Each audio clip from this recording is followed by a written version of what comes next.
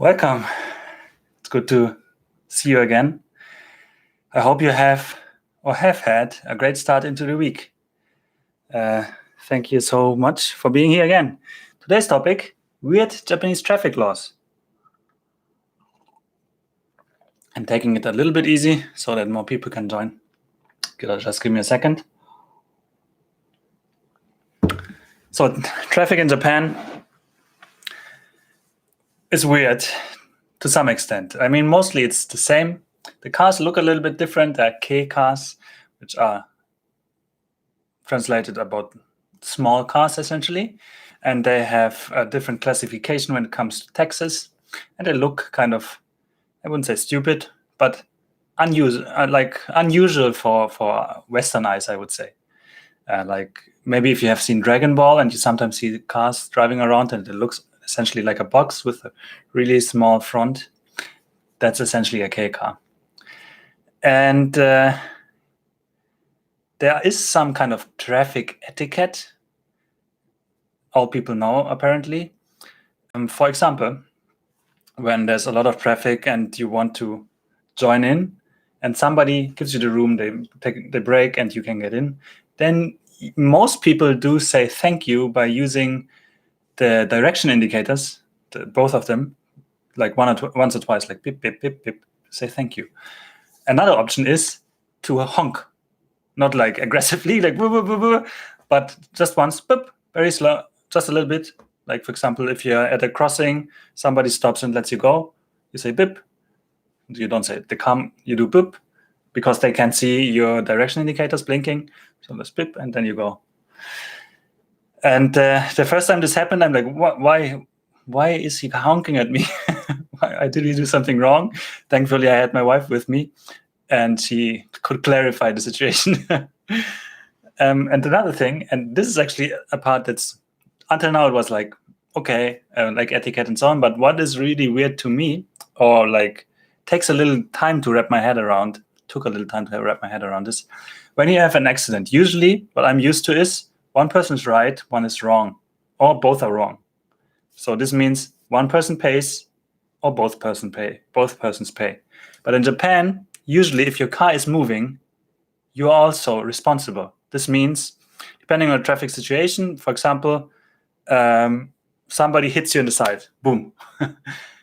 Then this doesn't mean that they pay everything, even though they might be they have done obviously something wrong and you didn't, but still your car is moving, you are responsible in traffic, you also have to pay. Then it might be like 90-10%, so 90% to one person, 10% for you, or 70-30 or so. The only exception where it will be 100 to 0 is if your car is not moving, essentially it's parked, or you're standing at a red light and you can prove that it wasn't moving. For example, if you have cameras in your car, or if the other person was drunk, essentially. So if the other person had alcohol in their blood, then it will also be, this person will also be at fault with 100%. That's the only kind of exceptions to the rule. So essentially, again, if you drive and you have an accident, it's not a clear thing. It's not a black or white, 1 or 0, true or false. It's a shared thing. So essentially, there's like a guidebook, policemen I think even have, and then based on the situation, they may make a judgment. But generally, the insurance companies then, once the accident has happened, insurance companies talk to each other and negotiate a ratio. And that's something that surprised me really a lot. Because it's so unusual for somebody with my background, where it's like, you hit me, why should I pay? But, other countries and other traffic laws. And now, thank you all for commenting already. So, and thank you all for, yes, exactly, Stephen said it. Thank you all for coming again, because I think everybody except Produktetest. So, Jasivadas, Stefan, John, Nico, Stephen, Produktetest, welcome. Good to have you here. And Produktetest, yes, I do live in Japan. And yes, the cars look really strange for Western eyes. I don't know. Maybe have you seen there's an Amazon Originals, Our Man in Japan with Steven. What's his name? First name May. You know, the guy from Top Gear. And he says they look incredibly stupid. Essentially, I wouldn't go so far as to say that, but they are funny, I think, and they're also like super spacious for how large they are. I mean, I guess it comes at the cost of security, but still super spacious. Can't go super fast, but you're not allowed to go fast anyway. So I'm totally fine with this kind of car. However, I think they are only 4 seats. If it's 5, then it must be a normal non-K car, which means taxes will be higher. So if you drive on a road, you're guilty. If you don't go anywhere, you're fine. Well, I mean, as long as you don't hit anybody, you're not guilty. And it's not essentially guilt, I think, but it's responsibility. And I come, yes, Produktetest, I'm from Germany. Ich komme aus Deutschland. Okay, so I'm translating here for the international audience. Produktetest wrote he will maybe also move to Japan, to Tokyo, because his girlfriend is from there. Yeah, just come. I'm sure it will be great. Hopefully it will be great. But I mean, only one way to find out, right?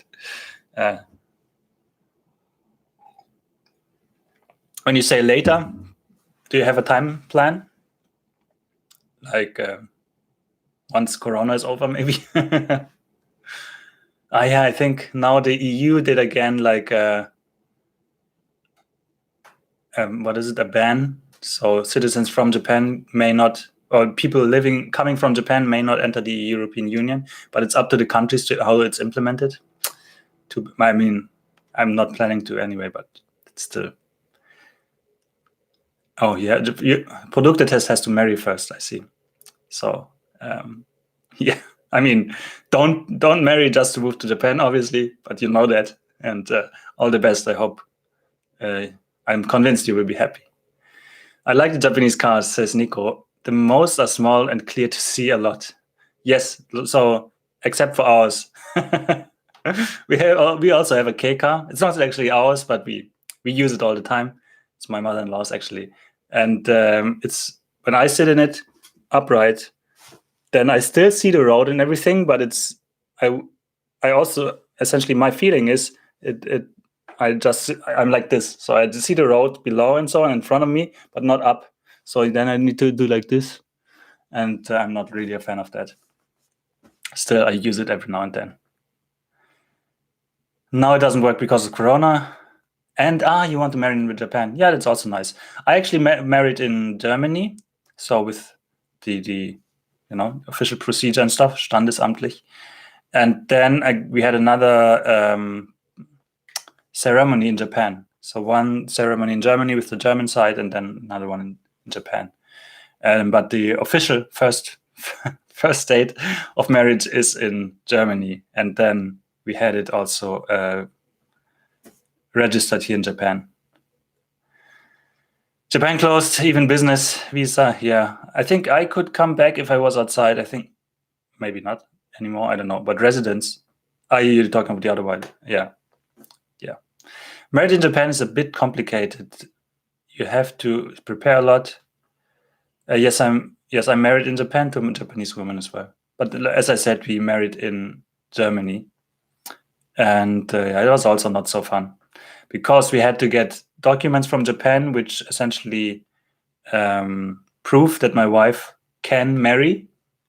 So she is heiratsfähig, as you say in German, and this means there's a family register here, which we would have to get from her hometown, Nagano in this case, and then send it to Germany, or take it to Germany, and have it translated there from an official translator. And that's, of course, all pricey.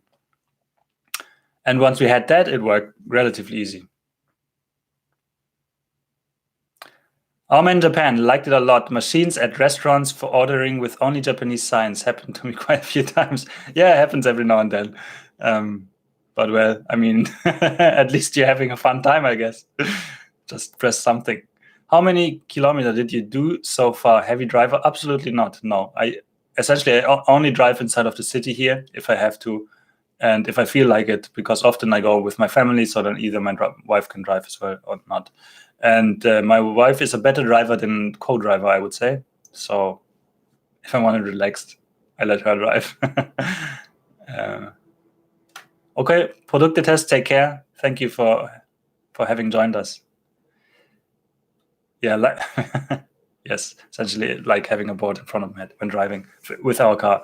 I'm 193 centimeters tall, and I'm really surprised how comfortable and roomy our K car is. Yeah, right.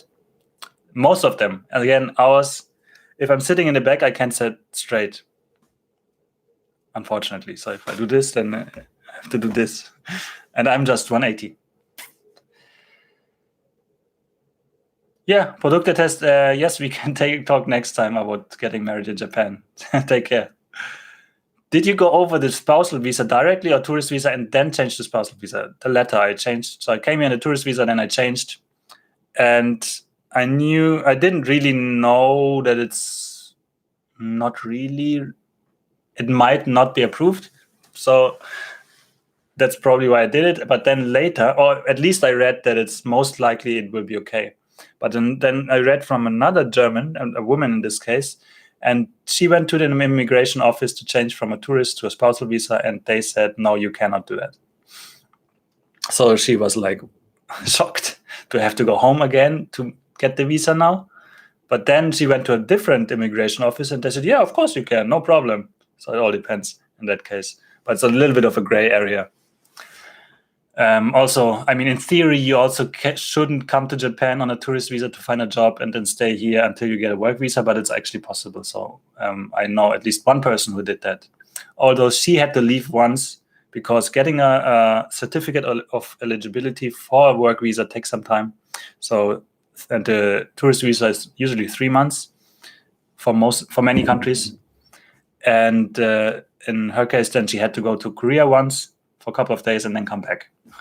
And she got then you get another 3 months. It's not like, for example, in Germany, where you have to stay away for 90 days or so, and then you can come back. Certificate of marriage eligibility. I see. Hello, Benjamin. And hello, Adelina. I'm excited to have you here.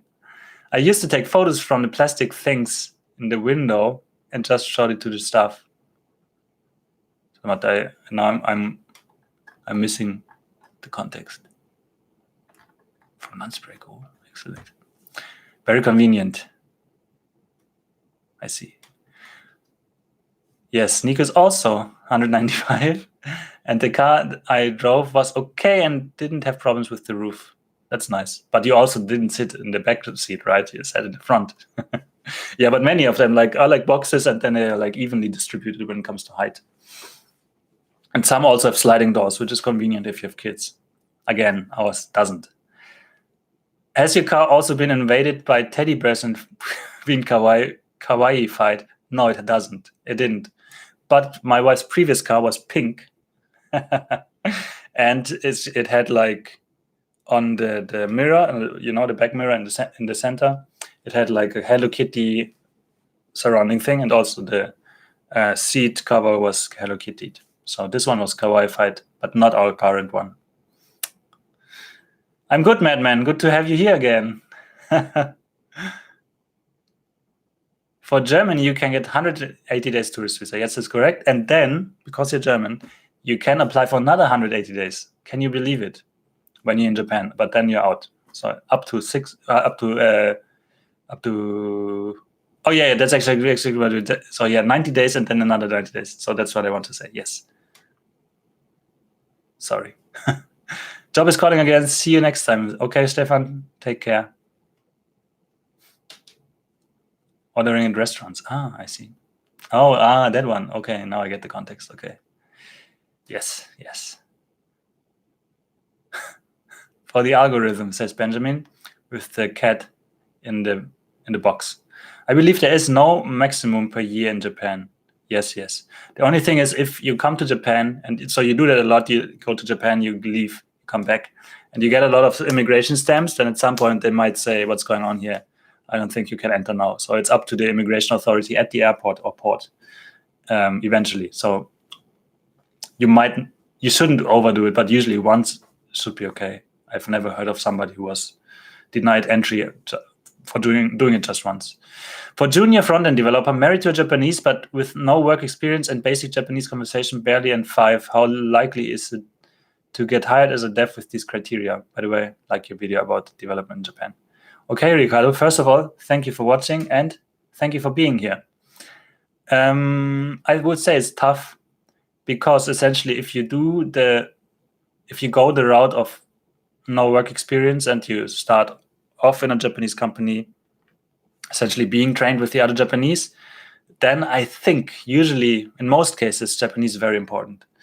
But there are also bigger companies, like Japanese companies that are actually global, or global companies that come to Japan that not necessarily have these requirements. So then, for example, they hire overseas and for Japan and then educate them here and teach them Japanese and all that. So there is definitely it's not without hope. It's not hopeless, but it's tougher, definitely. And then if you have some experience, maybe 3 years or so, and then you can come to Japan or you can apply as a mid-career hire, then you will have it easier because usually then, you have it easier to apply to international companies that are mostly looking for mid-career hires. I think at least that's my feeling from, at least my company. Can you make another KitKat video? Really liked your Shinshu applique KitKat video. Thank you. I think you're the first person to ever say that. I'm not sure because I don't eat sugar anymore, so it's going to be tough. But certainly KitKat, especially there's there's the one that's alcohol inside, or at least they taste like alcohol. There's Nihonshu and Umeshu, and especially the Umeshu, so plum sake, essentially, is really nice. So I brought it once to a seminar and was gone in seconds. So I'd love to have that one and maybe compare it to the KitKat and the drink or something. That would be funny. So yeah, you give me ideas, Madman. Maybe at some point it will happen, but currently it's not planned. Hello again, Ninja Monkey. Just on my lunch break. Okay, thank you for sharing your lunch break with me and us. Tips for learning Japanese. Yes, I think it depends on what you want to achieve, of course, but eventually, if you want to achieve a high level of fluency in a language, you have to be forced to use it, I think. Point in case, my English. So I learned English in school, but I was usually top or close to top of the class, but I was not super confident. And so then I started to program, and a lot of what you have to read in order to program will be in English. So this means a lot of my immersion essentially in English came from reading. This is also why my pronunciation is probably off a lot, because I haven't heard the word, I just read it. So I have, how I understand pronunciation, that's then how I construct how this word should be pronounced, but it might be off. And then after that, I started working in a team with an English team leader. This meant the team's language was English. And this again meant I had to speak English. So was forced to speak English. And by that, then I got confidence into actually speaking and enough confidence to eventually do this YouTube channel. And same for Japanese. So my wife she learned German for half a year, but it has deteriorated since we moved here again. And she doesn't speak English. So when we first met, or when I came here to see her, then there was English to some extent, to a very limited extent. And then, of course, me having to use the little survival Japanese I knew, and then based on that improve and so on. And it was essentially do it or die situation. Because there's only so much you can do with just gestures and looking friendly and so on, or not friendly. When you don't eat sugar, that KitKat will kick in like a rock. Yeah, it probably will be I'm dying or something. I mean, there are some KitKats which have the adult taste, as they call it in Japan, otona no aji, or otona no amasa, an adult sweetness, which means it's not as sweet, maybe bitter even. but it's still quite sweet. And I think if you haven't, the last time I ate sugar was in September. I eat fruits though, so it's not super hard. But back then I didn't even eat that. So in September I ate, that's like 9, 10, 11, 12, 1. That's 5 months. If I would, 4 months and a bit. And if I would start now, then probably would be wow, kicking like a drug. Yeah. Does your company insist on handwritten resumes from Japanese applicants? Handwritten resumes would be considered an insult here. No, we don't. No, I've never seen one. I think I've never even seen a handwritten signature on one. We sometimes, most of the ones I see are in English, and some are in Japanese. So there's the format is quite different between Japanese and English, I think. And also, we usually don't get pictures on the resume, but if it's Japanese, then it would be there. For example, in Germany, pictures are also common, or used to be common. I don't know if they still are. And I also get a lot of different formats, actually. So everybody's making them different, kind of. But as long as I find the essential information, like where this person worked, for how long, and what he or she worked on, that's enough. Nico says to Ninja Monkey, it's important to learn with a Japanese native speaker. I agree. So and also, I don't necessarily agree with having classroom situation if the classroom is too big, because if you are in the situation, then you hear the native speaker, who's hopefully the teacher, and you hear maybe 20 non-native speakers. So now think or imagine which speaking patterns you will remember more. The ones you hear 20 times or once. Yeah, right? So as much native input as possible, I think. Do you like a rainy day or a warm summer day? Yes. I like rain much more than most people, I think. And I also like summer, but I don't like a humid summer day as much.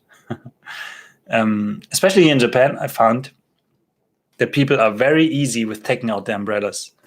So it's like just a very little, we wouldn't even call it rain probably in Germany. Even in English, I think you have a word for that. Wait. It's called drizzle. So just very thin, like not even real drops, and the umbrella is out. Yeah, I'm like, why? That's too much of an effort for essentially don't get wet. So I like rain, I like summer, I like sun, but the humidity in Japan is a tough one for people that are not used to it.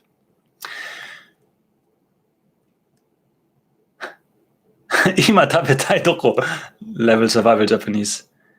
Not even, probably more polite. Ima tabetai desu, doko desu ka? I think like that. Is it okay just to hand in the international CV? For my company, it is. Probably for many companies, it should be. Depends, but because if you go to a job, what is it? A web page where you find jobs, then like Gaijinpot or something, and you apply there, then usually you don't apply to a company, but to an agency, so a headhunter company essentially, and they will tell you what they need because they want to get the lead. They want to place you somewhere so that they can get the commission.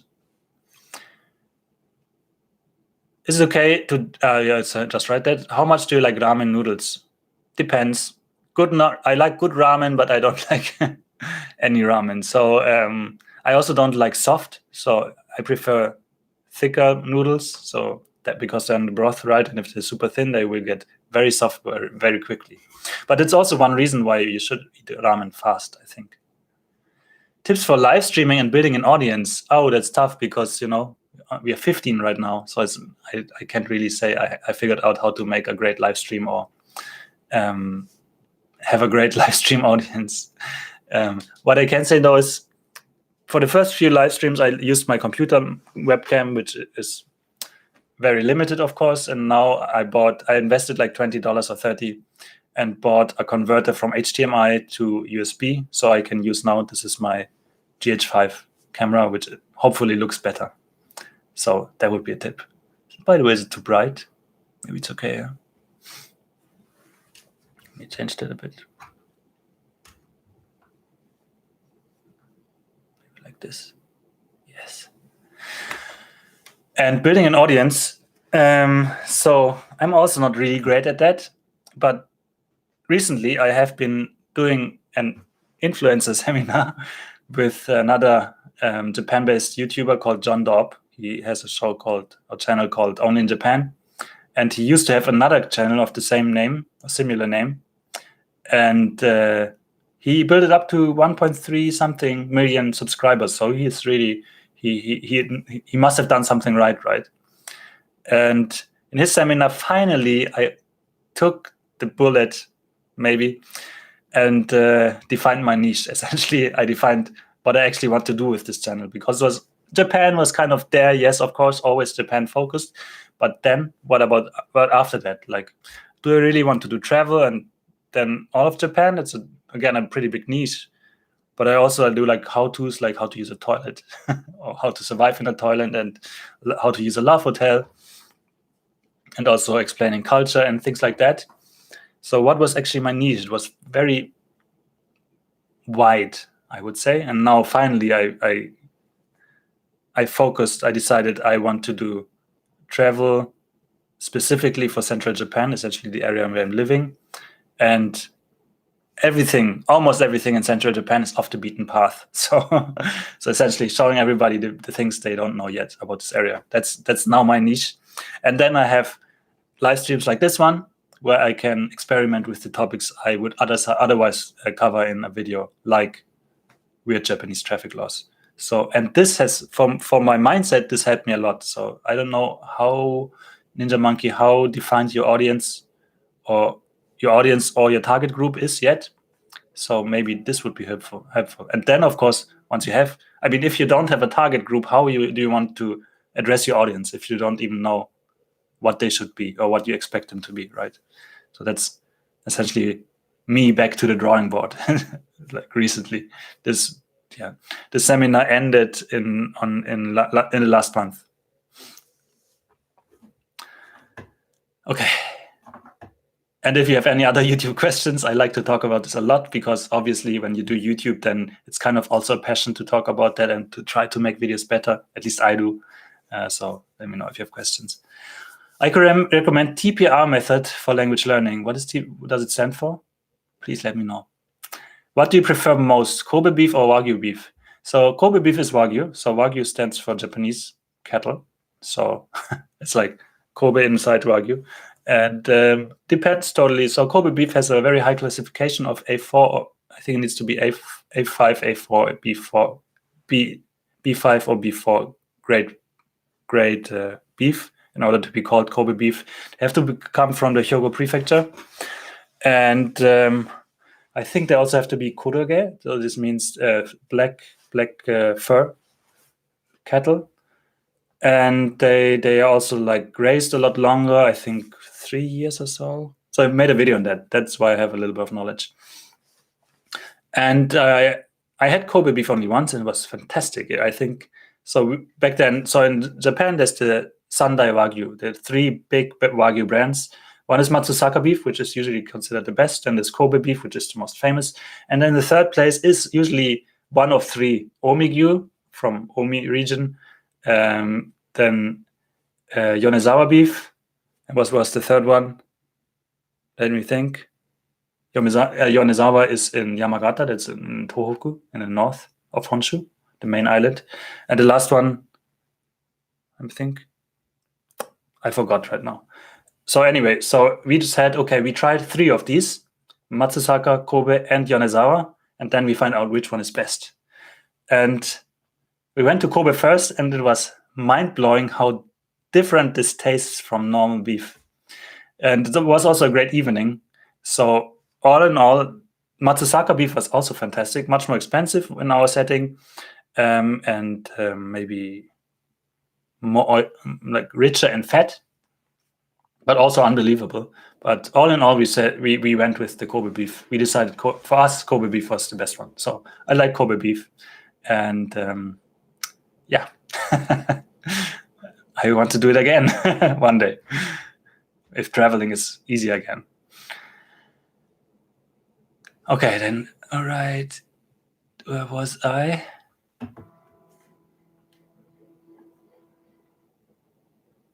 Warm rain is wonderful. I think so too. Yes, and I also like if it's really pouring down and I'm inside, and especially if I can hear the rain. Like for example, I have the balcony outside, and then if I can hear it on the balcony hitting the balcony, pata, pata, pata, pata.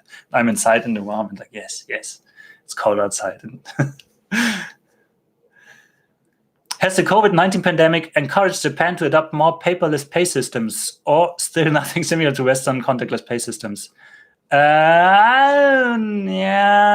I mean, it's still a lot of paper.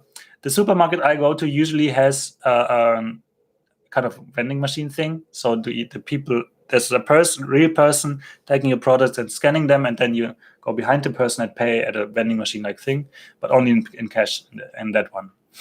And then, of course, many, especially convenience stores and so on, have paperless payment, like either with the Suica cards or something like that, prepaid cards, or with apps like LinePay or PayPay or MERPay. There's a plethora of providers. So that's there, and it's my wife likes to pay with credit card a lot. So it's getting there maybe step by step, but it's not comparable yet to probably US or even Korea is like people don't carry cash anymore and so on. That's still a way to go there. There is no bad weather, just bad clothing. Yes, maybe. I don't know. Some people say what fits for winter also fits for summer. Living in Australia and trying to learn Japanese and English, which is not my native language, makes the process even harder, I guess. Yes, I think so. Especially, so I started learning, when I learned the kanji, I had a method called remembering the kanji. And if you do that in English, there are words, like, let's say, out of the 2,200, I need to look up 200 words. So there's like an additional 200 words I need to learn in English. This is, of course, faster because I have a rather good command of English compared to Japanese, but still it was like not so fun. Yeah, and I also learned Japanese and English actually because I used the Genki books.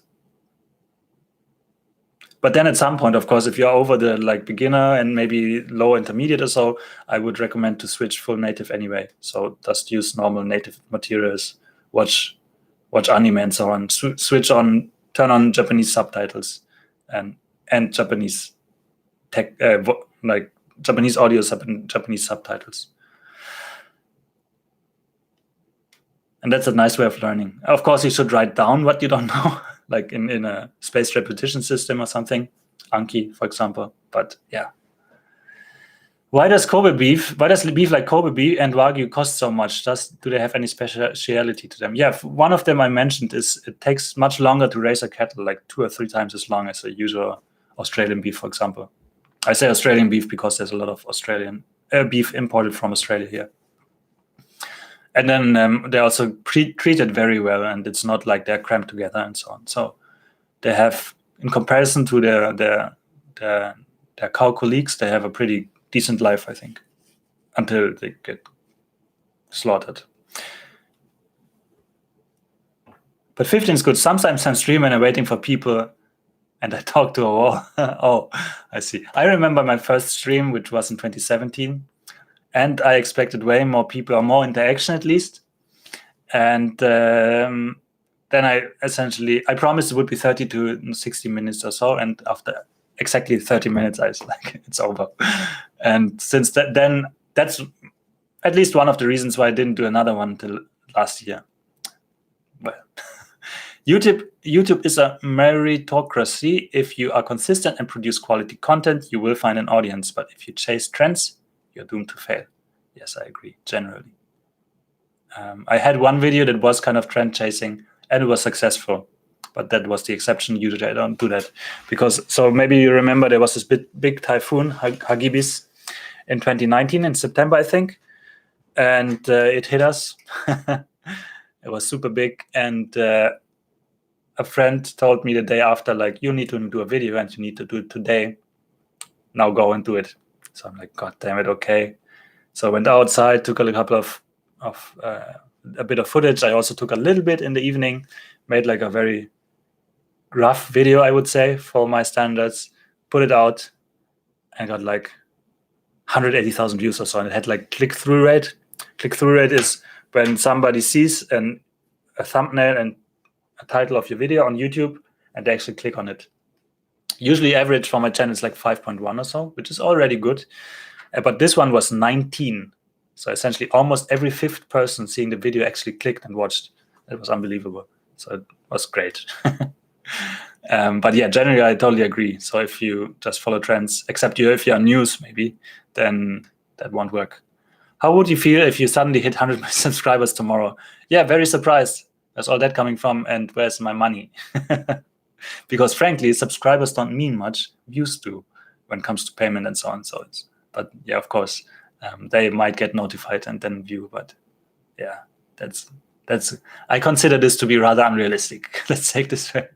You want to experiment here, so you are your lab rats. Yeah, kind of, maybe. I mean, actually, today I wanted to do a thumbnail that was different. I did like this, the classic, this kind of thing, but then it totally didn't fit with this little police car. Maybe you saw it. So I decided otherwise and go with a look that I would personally like more. And then it was not an experiment after all. And also, it goes kind of in the direction you take me, or we together take us. So I'm also your lab rat, I guess. Muhammad, hey brother, how are you? Good, thank you. And I hope you're also good. And thank you for being here. Maybe you can talk more privately, as everyone is into maybe as not everyone is into creating YouTube stuff.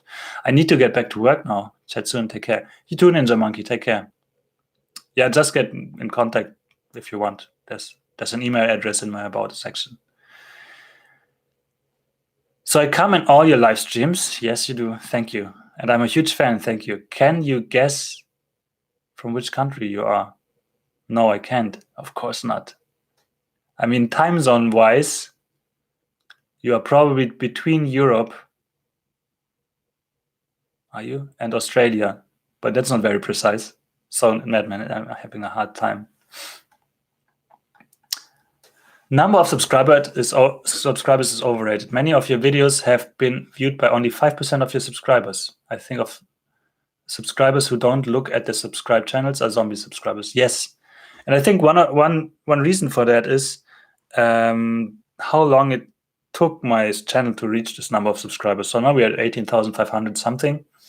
And I started the channel in September 2016. So for over 4 years, like step by step, it was never like this. And essentially, of course, you can expect the newer subscribers to look at what I'm doing more. And the older ones maybe don't even have YouTube anymore. And they're just like, as you said, zombies. And others might just not be interested. Because so how YouTube works is if you go to the subscribed tab, for example, on your app, then you see everything you're subscribed to. But if you're on the home screen, usually your recommendations are very strongly influenced by what you've seen before. So if I would make a new account and then I click me, then when I open it the next time, I will see a video of me. But if I don't watch that, and then maybe the next suggestion I also don't watch it, then it will be gone. I go into another direction, not Japan-based content, but like fitness or something. Then I see people with muscles all of a sudden. And also in that regard, click-through rate is not actually that, transparent, because actually the click-through rate for how the algorithm judges, it depends. So what the algorithm shows you on the home screen is not influenced by what you click on the subscription. So you watch that because you're subscribed to it, but that doesn't mean it will show you more of that necessarily on the home screen, if that makes sense. At least that's what I saw a YouTube engineer in an interview say. I hope you are healthy and fit and continue uploading content related to Japan. I will. Yes, and yes, and yes. Why Japan hit by typhoons every year? It is because of geographical reasons or just because of climate change.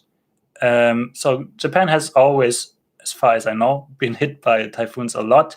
So it is geographical. However, in recent years, the timing has changed a bit. They're coming earlier and earlier. And this may be because of climate change.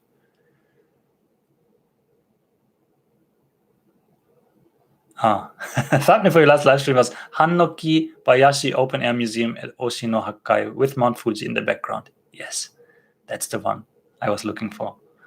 And I purchased this picture from stock photo page for a different thumbnail for a video which I haven't done yet and may never do. Who knows? Currently, Japanese reaction YouTubers are discussed a lot. Yes, and I've seen some, but not all of them. As a fun fact, one of them, maybe you know Dave Trippin, who is a guy I made a couple of videos with, and one of his previous girlfriends also has one of these channels. He helped her, kind of helped her getting into YouTube, and then she was kind of not bad, like 20, maybe my size or a little bigger. And then she started doing reactions, and now I think she's closing in at 100,000 or so. So she's doing well with that. I also thought if I should do something like reacting to my first video or something, and then like German in Japan reacting to how to survive in Japanese toilets or something. But yeah, it's not actually the kind of content I'm satisfied with doing. Or maybe once if it's fun, but probably not like again and again and again, so that I actually grow an audience out of that. And also probably it wouldn't go well with the rest of the people that are coming for different content. What is your opinion on YouTubers monetizing other creators' content by making faces and noises for 15 minutes? Yeah, you know, I mean, especially one of the videos that comes a lot is 12 Things Not to Do in Japan by Chris Broad, Abroad in Japan, because it's his most popular video. It has, I think, 10 million views or something. And yeah, there's been so many, like 20 or so or more reacting to that. And he put in like a week or so of work, and they put in like, what, an hour? Maybe let's say they mess up a bit, maybe 30 minutes to an hour they record, and then because it's easy to edit, they do like another hour or two of editing, and then they take away his views. So but to be fair though, they get incentivized because they get views with that. And one of the guys, what was his name? Was it George or Greg or something? George Japan, I think. He said he makes like $4,000 or so with his YouTube per month. So that's a big reason to do that. And I don't have anything else to say about it. I don't say they shouldn't if that's what they want to do. I don't even have 1,000 yet, says Justy Waters. To be able to stream on mobile, you need 1,000 subscribers. So in the beginning, reaching people is more important, maybe. Yes, that's true. So first 100 subscribers, then you can get a custom URL on YouTube. So essentially YouTube/Japanese Journey. I was so happy when I hit that. Also when I hit 1,000, I was super happy. Back then, I think there was no mobile live streaming and also no community tab. So community tab, I don't know if you know that. So essentially there I can share like polls and pictures and messages with my audience. And some people read it. And I wanted it a lot because I wanted to have something to connect with my audience. I think this came out when I was like 5 or 6 or 7,000 subscribers strong. And back then the barrier was 10,000. So I still had a way to go. And then at some point when I was very close to 10,000, they lowered the barrier to 1,000 and I got it. And don't use it a lot. Yes. Driving time, is headphone okay? I don't know. Don't see it a lot. I see a lot of people on the phone, you know, like this. That's very bad, obviously, anywhere. And I really don't like that at all. So even if my wife takes her phone close to her, I take it away. But I don't really know. Maybe it's allowed, but maybe it's all like you connect your phone to your car and then speak through the car. I almost exclusively use my subscription page. I think I have disciplined my YouTube account pretty well because like 95% of my recommendations are actually interesting to me. That's nice. I am like 50-50 maybe, or I check my subscription always first, and then if there's nothing new, then I check the homepage. I never check trending though, because the Japanese video styles are a little bit out of my world, too much. Yes, you need to make a reaction video to Chris Broad because everybody else is. Yeah, he just did a reaction video to a reaction video, so reacting to that. And then Yuta, maybe you know the Japanese man, Yuta did already a reacting video to that, so maybe I could react to Yuta's reaction video, reacting to Chris's reaction video, reacting to somebody reacting to his video about him reacting to Japan. Maybe it's too complicated. I'm coming to Japan in 2023, says Muhammad, for my doctoral studies. What would you suggest me to bring to Japan as an international student? Depends on where you're from. I would bring, what is it? Multi-power outlet thing. So in German, I'm from Germany, and the connectors we have to power outlet size is totally different. So if you have one adapter, then you can connect one thing. But if you have like, one of these bars, then you can connect 8 or so. That's a clever thing, I think. And other than that, so I came with like 2 suitcases or so. I guess your laptop or something, but nothing super special. Would be nice to maybe have omiyage presents from your home country, something typical, ideally edible or drinkable, to bring to maybe some people you meet, some teachers, or if you have neighbors or something when you introduce yourself.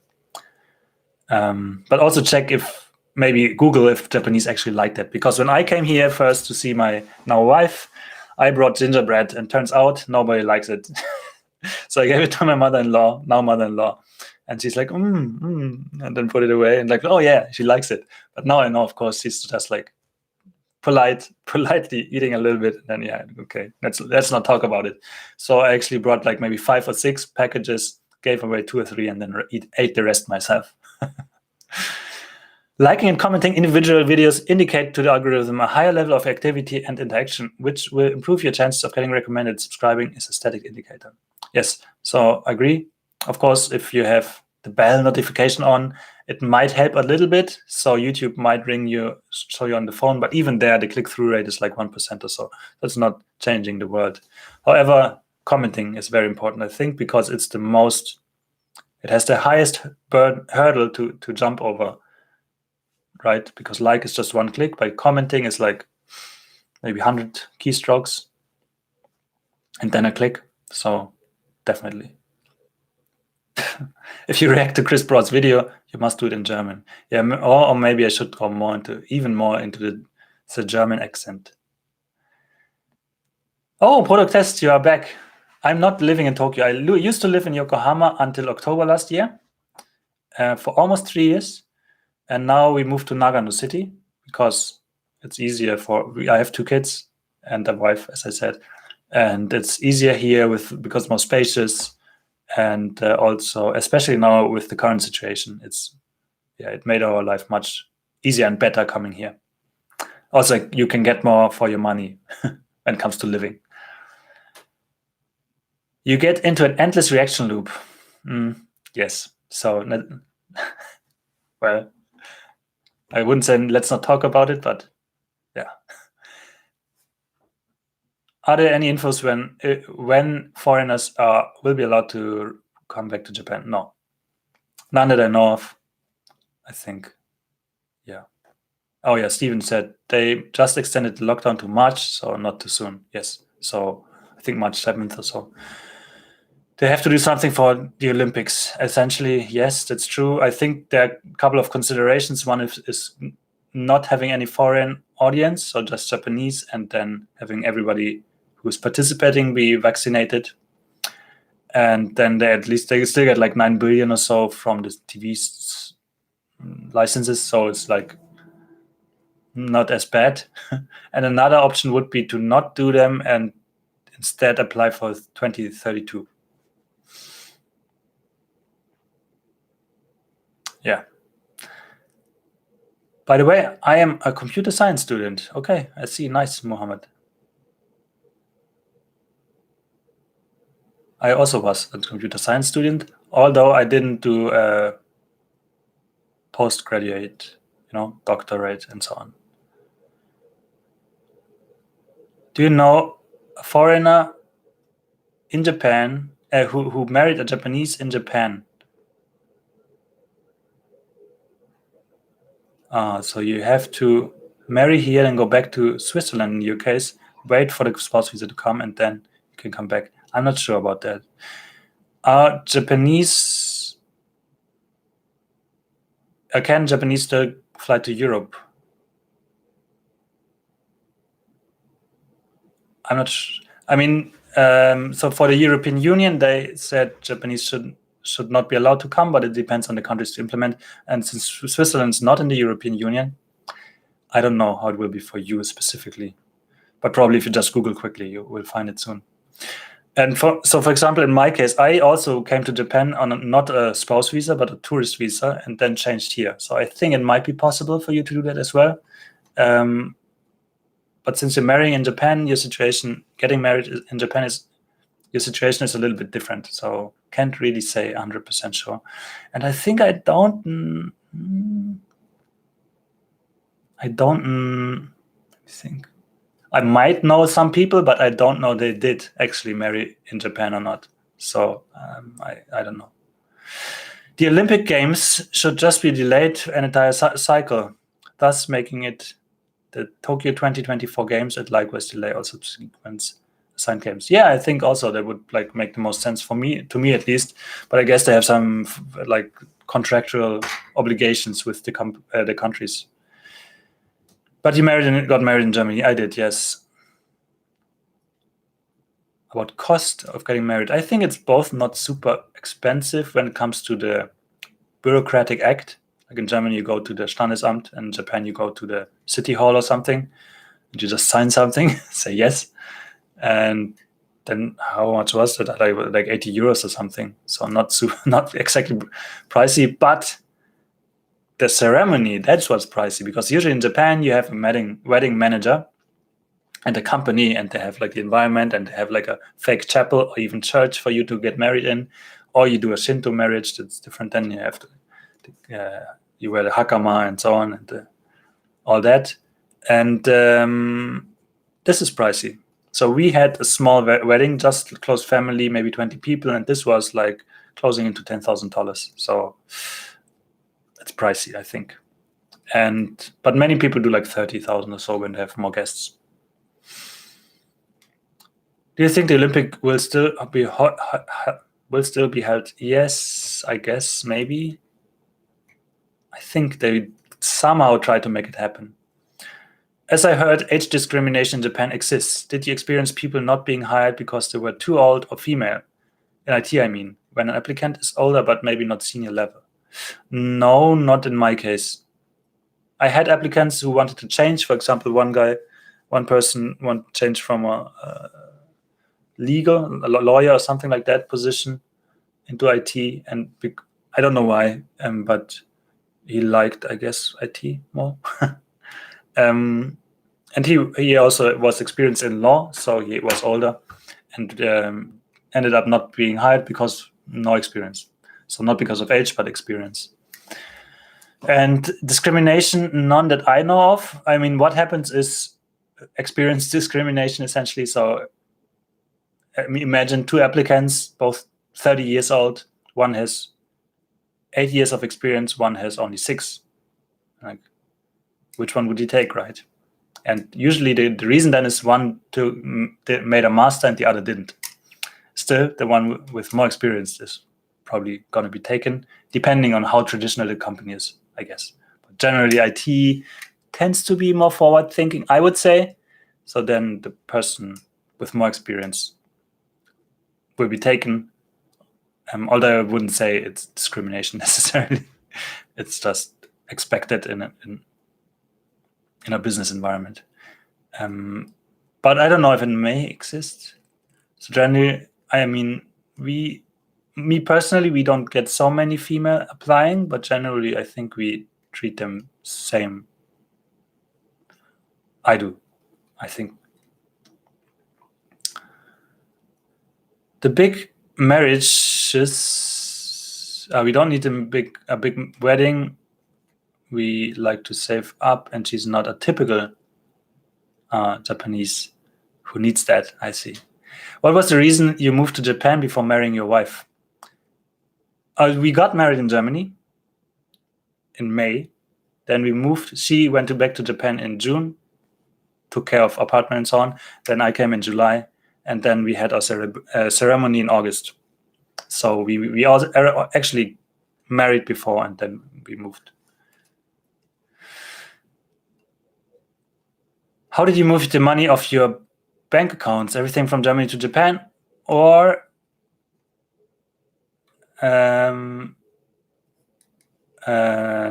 transferred.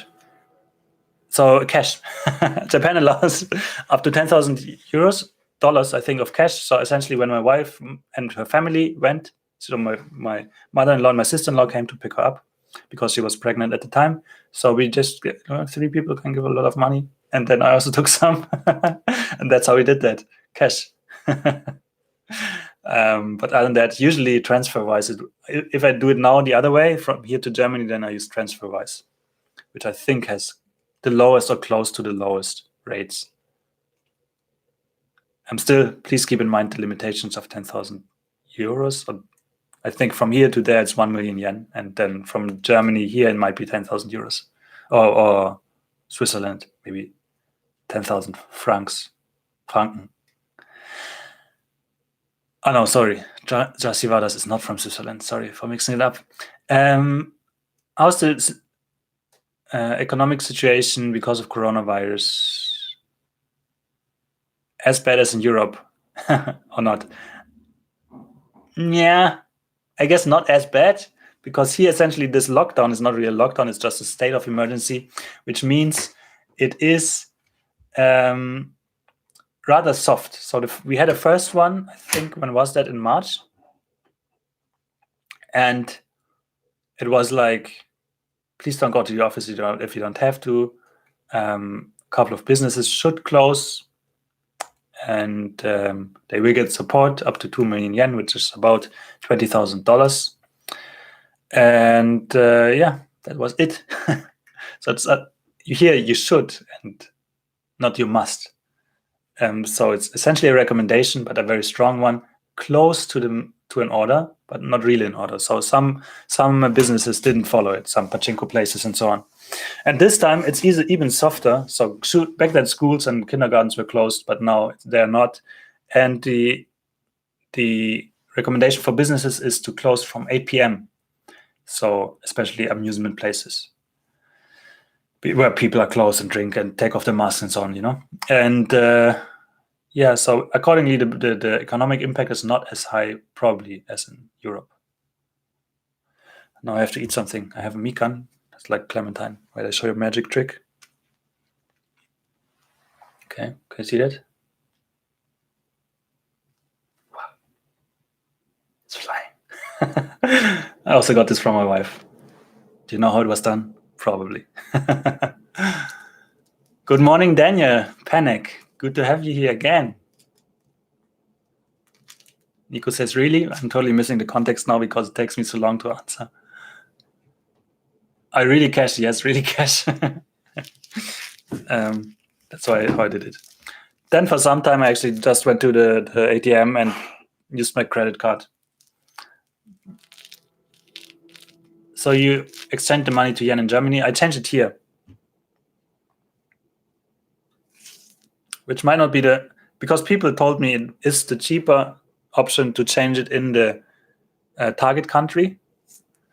So sorry for that. My throat gets a little bit dry because of the air condition. I said it every time, but yeah. So we extended it here, but I don't know if that actually was the most clever thing to do. I think in the airport, and I arrived, I think, in Narita. There are a couple of options. Or was it Haneda? I think 2 or 3. So you could compare prices if you had the energy. But I don't remember actually how we did that.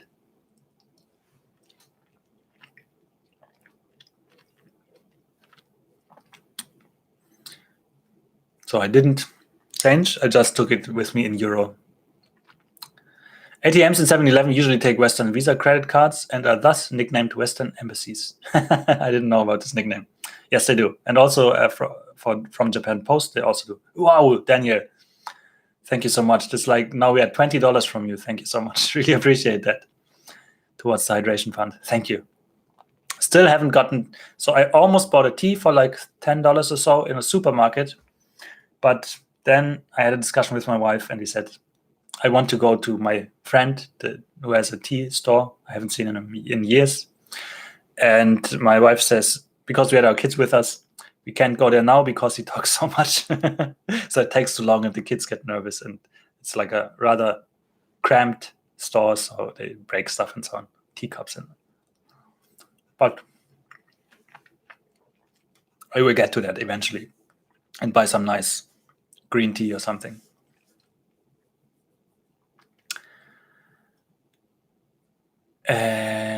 My girlfriend has applied to an Infosys, but we are not sure if it's a scam because they want a copy of her Japanese passport. Is it normal in Japan?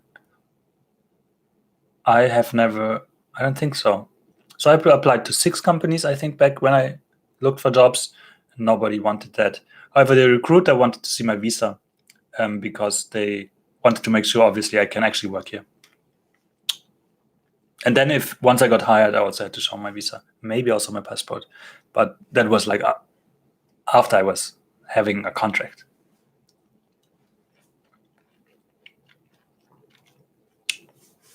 Do ID companies accept PhD degree holders? I think so. There are some areas which are where it's more common, I think, like more algorithm and mathematics focused stuff. So, yeah. Francis Suemitsu says YouTube icon, and Adelina says actually watching exclusively your videos on YouTube. Wow. I do usually. Thank you so much, Ade. I usually never watch my videos on YouTube, except I want to show it to somebody. And yeah, because recently I think it's kind of okay what I'm doing, but usually it's like God, because especially if you're starting, usually you have a vision, like an idol or something. Like let's say you like abroad in Japan, you think yes, or Casey Neistat or something. Somebody you admire, or you think, yeah, this is what I want to do. I want to merge these 2 kind of styles, and then I have this picture in my head, and then you actually do it, and it looks completely different. So you have this big, huge gap between what you do, what you can do right now, and what you want to achieve, and then this makes watching super hard. But now, slowly, maybe I'm getting there. What do you earn per month in yen, if I may ask? You mean at YouTube or in my job? I'm not sure if I can say about my job. Yeah, I can say about YouTube, which is about last month was like 14,000 or so. So like $140, not a lot.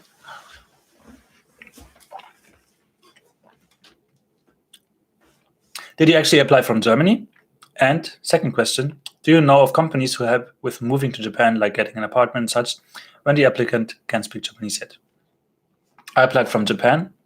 So I moved here to Nagano City as a tourist, on a tourist visa, then switched to a spouse visa and worked because I had my own company in Germany still, I worked for clients from Germany for some time. And then it was a little tough to maintain that because of the big time zone difference, 8 hours in winter and 7 hours in summer. So then I was essentially, and also this, if you do this freelancing or having your own company, there's always a little bit of risk, especially once some job has ended and the next one is not there yet. So then you have to essentially, there's this business risk you have. And in order then to make it a little bit more relaxed in this regard, I decided to look for a job. But I was in Japan already. Still in Nagano, not in Tokyo, but yeah, in Japan. And I know companies who do help with relocation, even if the candidate doesn't speak Japanese.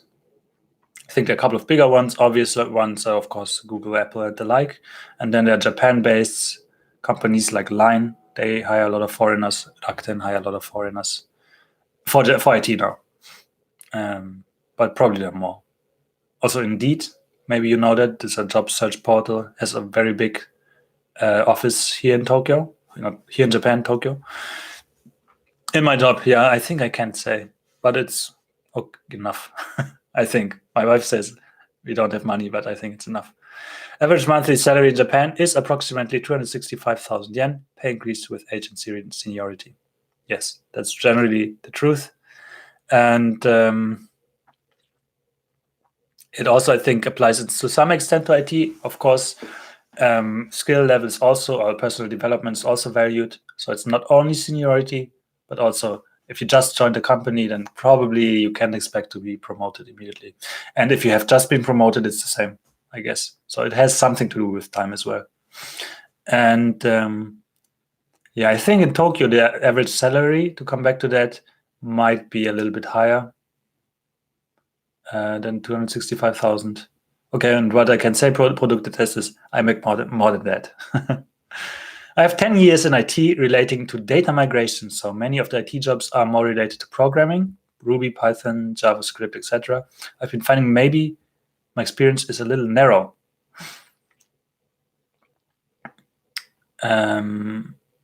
Maybe. Yeah, I can say, again, because I'm very focused on front-end software development, so I don't have so much experience when it comes to data migration. Would you try comedy too? Ha! I don't know. Because I mentioned it before, it's really hard for me to hit like the nerve for Americans, for example, or non-Europeans or even non-Germans. So it's a tough one. Sometimes I show something to my wife and she's like, wow, she's starting to laugh, and I'm like, why? Because it's a little bit more slapstick and so on, for example. And so usually then when I do something, it's indeed slapstick, like I hit my head or something, because that's generally understood. But as in making sketches, maybe not. I don't think so, not necessarily. Maybe if somebody wants to do one and asks me to participate, then I do that. Steven says, our company supports moving too. There we go. Not going to go more into detail there. Okay, because through that we cannot exactly identify if it's a fake or not when it comes to job, company, and so on. Yeah, I mean, if you have doubt, then just don't do it, I would say. Except if you're really, really desperate, but I hope you're not. I need a tip. How can I write it the best in my CV that my uni diploma is equivalent to a master's degree? I asked because diploma in US means no degree. Ha! Yeah, more like a participant degree, participation thing. I don't know. I would just write maybe master, and then like you embrace brackets, you say Diplom-Informatikerin or something, or you write Diplom-Informatikerin, comma, master equivalent or something like that. Maybe there was a diploma in Germany before there was a bachelor and master. Yeah, that's correct. I started when there was still some people studying for diploma. You can't really just see waters. Okay, it again depends on which person you get. I wasn't lucky so far. Yeah, maybe it's also okay, but just waters, you're looking at CV specifically, right? Not necessarily, for example, the highly skilled professional visa. That would be a different thing, maybe.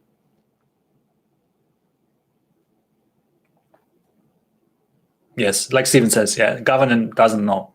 So make sure you say it's like a master, or it's master, and then in braces you say Diplom-Informatikerin or something. Yeah, that's also a good point. If you would call it a master's degree when applying to a US job, you should also do it when you're applying to Japan. A German comedian, now that is a funny joke. Yeah, and sometimes I get comments like, who said Germans can't be funny? And I'm like, why? I was serious. I even gave an official document from German Government Office for Education, and they did not accept it, the government officials in Japan. Yeah, that's a tough one, unfortunately. But Stephen, are you actually sure they took a look at it? Or just like, oh, there's no bachelor written here, so it's not a bachelor. Or no master written here. Unfortunately, sadly, the older German diploma is not equivalent to a master. Since the time at university you get it lower, it's also rated lower. I see. For my university, the only difference was because it was a University of Applied Sciences, which means you have to take 1 semester of internships for the bachelor. And the only difference to the diploma was then they had to take 2 semesters. So education-wise, it wasn't so much, but again, experience-wise, probably it was a lot.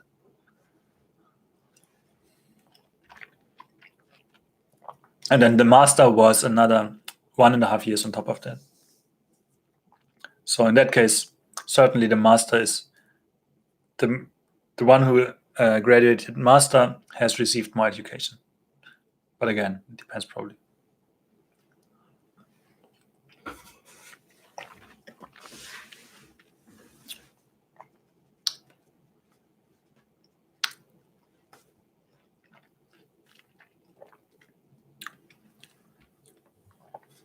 I like Mikan.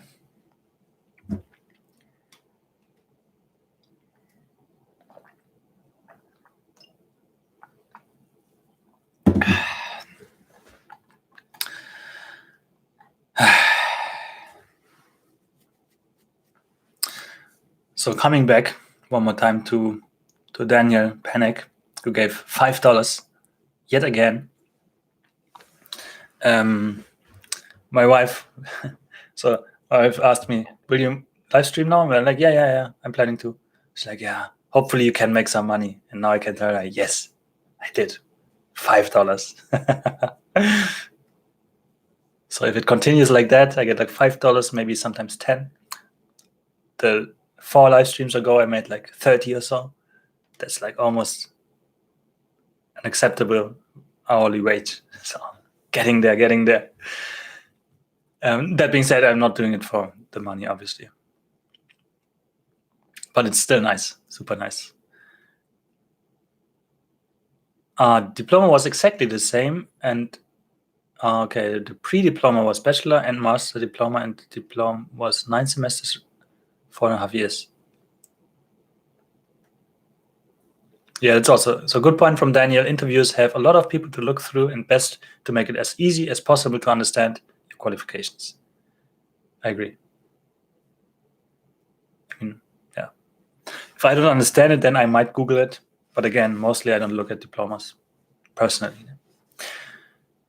Alexomator joined a little bit late on the stream, work and stuff. Any recommendations to get a driver's license for vacation translated?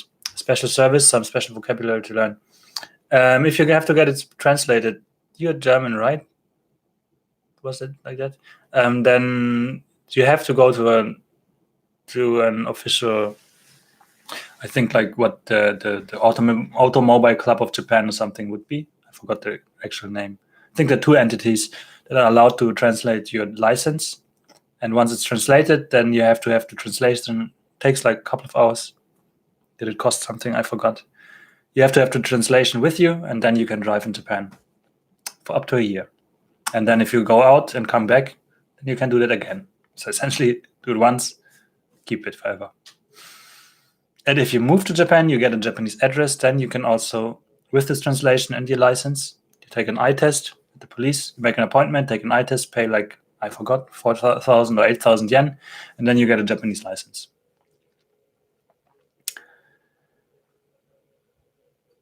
When are you starting daily live streams? You know, sometimes I'm thinking, I should do a live stream, but I just did one yesterday or 2 days ago. What should I talk about? Won't people get bored? So I have my doubts, and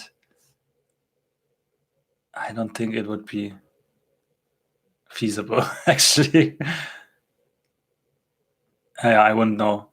Probably if I would do daily live streams at some point, I would at least half of the time need to go outside or something, or show something different, because me just talking here all the time will get too boring. If it doesn't get boring for you, then at least for me. And then it gets like, becomes a drag and exhausting and all that. And with that being said, totally depends on my time. So maybe if I take a couple of weeks off and I can't go anywhere because of Corona, so then I might do like more frequent in this period. And of course, if for some reason, like I mentioned before, 100 million people subscribe to my channel and everybody watches, then it would make only sense to essentially focus more on this and go full time or so. And then it might be possible, but generally I think it's a little unrealistic right now.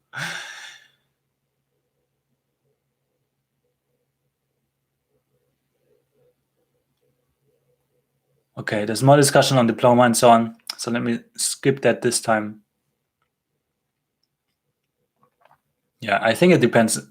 Okay, to just still make a comment. It depends on probably on the university, on how close masters and diploma and so on are.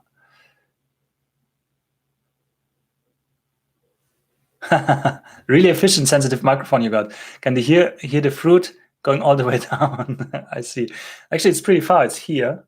You see that? So wait. Here, the furry thing that gets into the screen. So you might also, but it's like a shotgun mic. This means it's directing exactly here. So you might not hear the air conditions too much up there, hopefully. So it would be like this. You would probably hear it even more.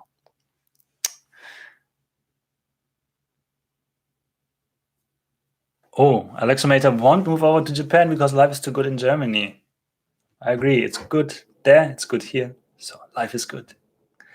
It was a joke about daily live streams. No. Kirk, welcome.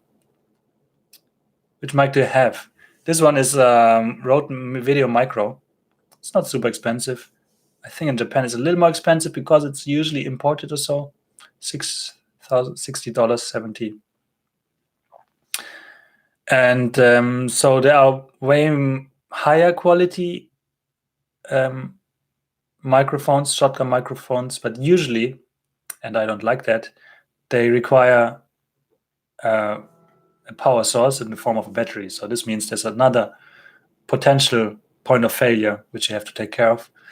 And this one doesn't. This is phantom powered, so I just connect it to the camera and it works. And I like that. And it's kind of okay for this, like, let's see, maybe. So it's like this. This is the size, including this furry thing. And that's fine. So the audio is acceptable. And for most cases, I use a lavalier mic anyway and use this as a backup on the camera. Because if you put that on the camera, and so now the microphone is here, it's kind of too far, but still okay because it's controlled and so on. If it would be on the camera, it would be, you don't see that. So here's the camera. It's like way further away, which means it would record a lot more of the surrounding sound, which is not great. So then I would have to do this and go like this.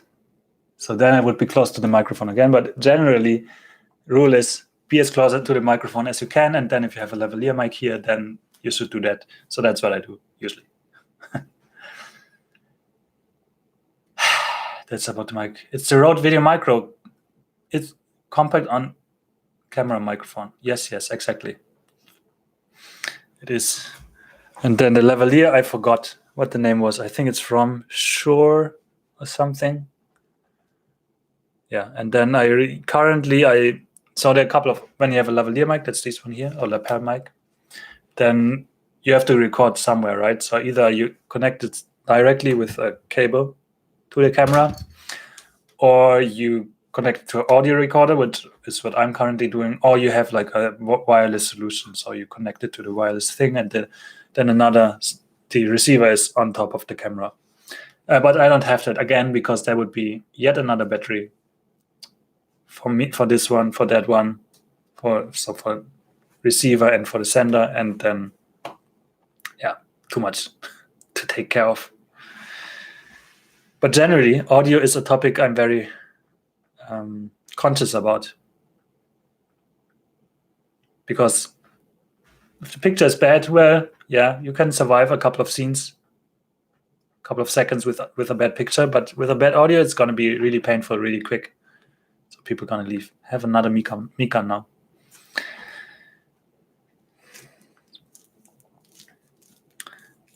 I must say though, I would love to get another camera, even though it's not financial. It doesn't make financial sense right now, from what the YouTube channel brings.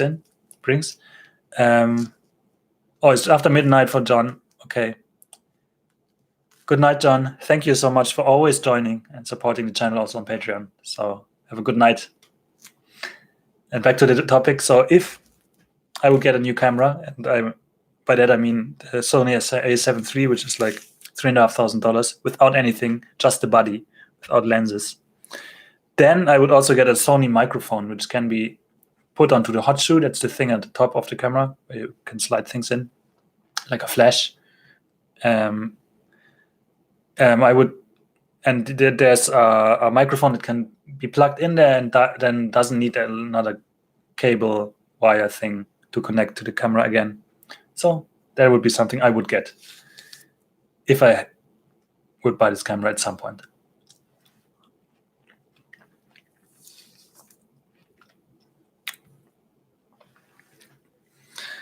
So currently I mentioned I have the GH5, which is a almost 4-year-old camera. This was released in 2017.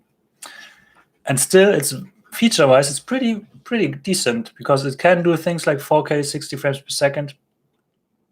Still has 8-bit color depth in that when it's like that, and up to 30 frames it has 10-bit. So it's really good actually for how old it is. So it was really ahead of its time. So some cameras still can do that. For example, a Canon ESR, no 4K 60 and everything just in 8-bit. Not that most people would notice.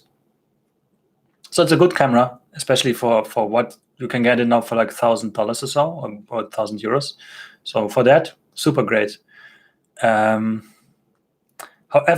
because the Panasonic is notoriously bad when it comes to autofocus. It's essentially like now it's manual. I only focus manual because autofocus, I tried it once or twice and it didn't work. It was all washed out. So don't do it anymore. And having a Sony camera that is known for fantastic autofocus, that would be pretty nice thing. Would give me a lot of more options to do, like for example walking to the camera. If you don't have somebody who's pulling focus for you, then it's gonna be tough. But in this case, if you have a camera that's actually capable of doing that, Canon or Panasonic, then you can do that. Is the JVlogger community close, not only including everyone Tokyo Creative, or are everybody just doing their own? I think it's so. So as you know, I've done a couple of collaborations, and with a couple of these, I'm still close. I have an easy, not maybe communicating. The person I'm connecting the most with, I think, is Victor, who was in my last video, and Dave Trippin. So I share actually with Dave. I share a lot, like if I have a new thumbnail, and I ask for his opinion and things like that. And then there are others, like I had a guy called Tristan from a channel called Around Akiba, whom I'm also talking with sometimes. And some German YouTubers from a channel called Tokyo Maniacs, which I also every now and then talk to. And then there are others like Aussie Awesome. I haven't talked to him in a while, and so on. So that's there. And some people don't respond, especially if they get. I mean, the bigger the channel gets, the more busy people get. So sometimes they may not see your email, or when you reach out by email, or don't have the time to do it, and then it gets harder to connect, obviously, because the bigger the channel is, the more interested people are in the hosts, and then it gets tougher. So, and also, I mean, I don't know how many there are, 1,000 maybe JVloggers, it feels like. So, JVlogger, by the way, are vloggers in Japan-based vloggers, for those who don't know. Like me, if you call this what I'm doing vlog. Yes. Blackmagic design pocket cinema camera 4K with anamorphic lens kit. Yeah. So this camera, so essentially Blackmagic is a great company when it comes to camera, especially kind of pro gear, and the Pocket Cinema 4K was so cheap. It was like $1,200. And what it packs is essentially the same hardware as the GH5S, which was at the time like 2,000, more than 2,000, 2,500 or so. And yeah, it looks a little bit unusual, I think, but I really like the colors it does. It's also a Micro Four Thirds sensor, so it's not the biggest sensor, but this camera's lenses would fit because it's the same sensor size. And so yeah, I considered it, but in Japan it's a little bit pricey. It's like closer to 2,600 or 2,000 or so. And I got this one for €1,000 or so. So then, in that case, I chose the GH5 also because it has in-body image stabilization, which means for my style of more movement and so on, it's easier. Because then with the Blackmagic, most likely I would have to have a gimbal, and that makes things more complicated and bigger, especially because the Blackmagic, which is a little bit clumsy in design, so balancing it on a gimbal might be require a little bit more tweaking than, for example, this one. That being said, again, I love Blackmagic cameras and how they look. A good camera is probably nice, but you can create a popular channel with an iPhone or something. Yes, definitely. I mean, if you look at my most popular videos, the first one was shot on, can you see it? This other direction, this camera here. Let me get it.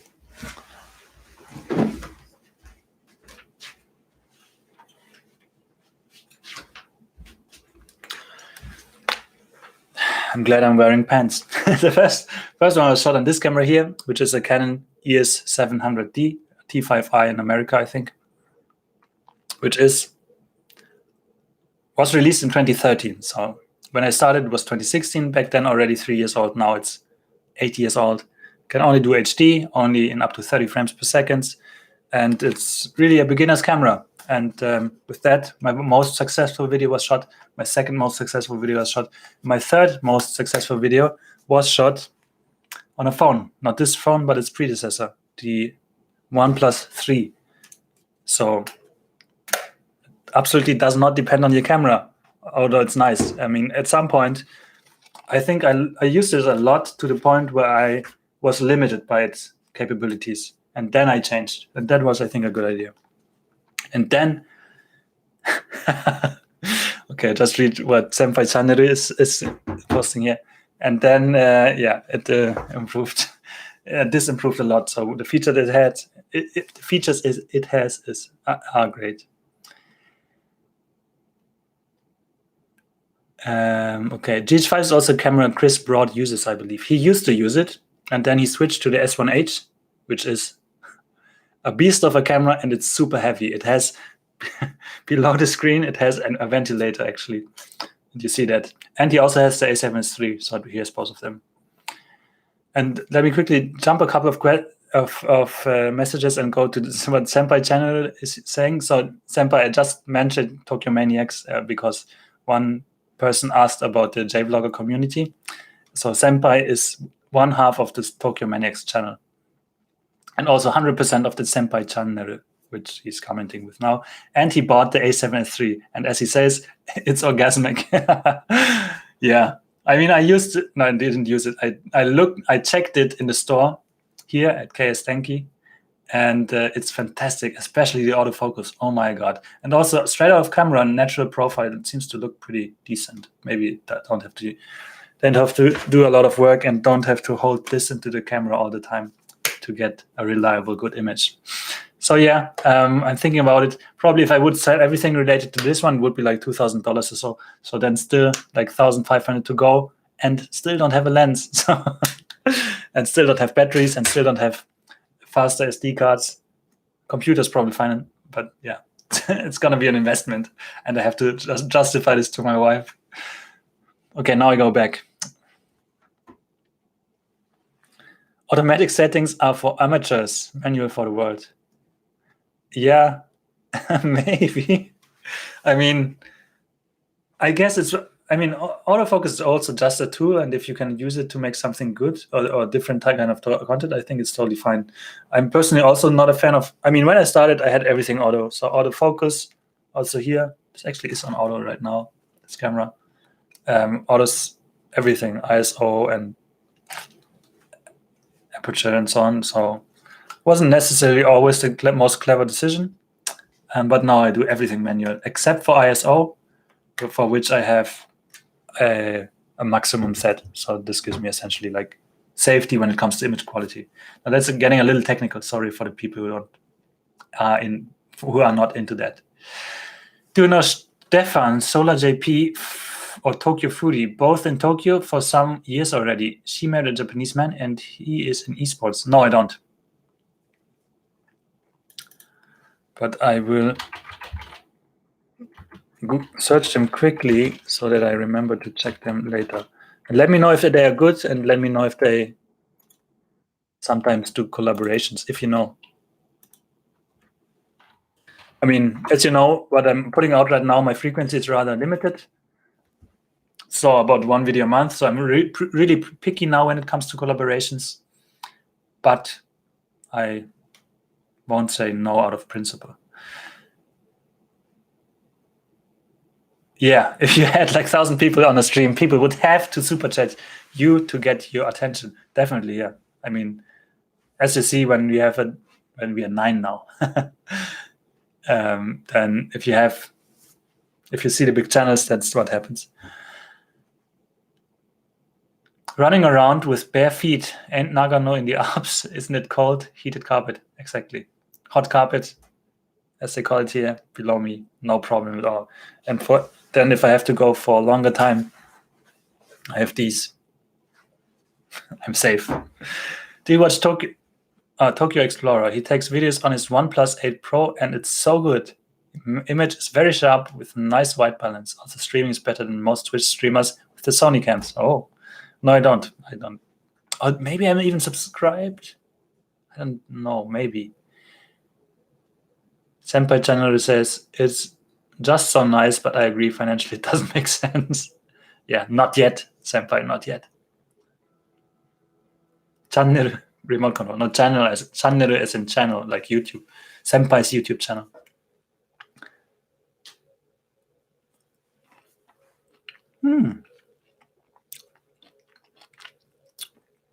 Solar JP and Tokyo Foodie are also connected to Tokyo Maniacs. For example, Senpai can tell you. I see. Senpai, tell me.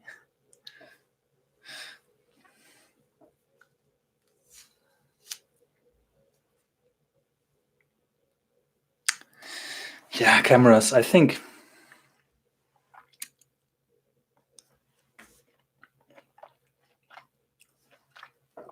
Especially last year, I think I never invested as much money into gear as last year, even though I bought this camera the year before that. So it's really dangerous. Bought so much stuff. Some of it was good, and some of it, I mean, most of it was good, but even though it's good, I don't use a lot of that, of some things. But for example, the light over there was like $300-400, and it's so great. It looks so much better than the previous one. And this light here was like $20, and I bought it like because it's just so cheap, and it's also pretty nice.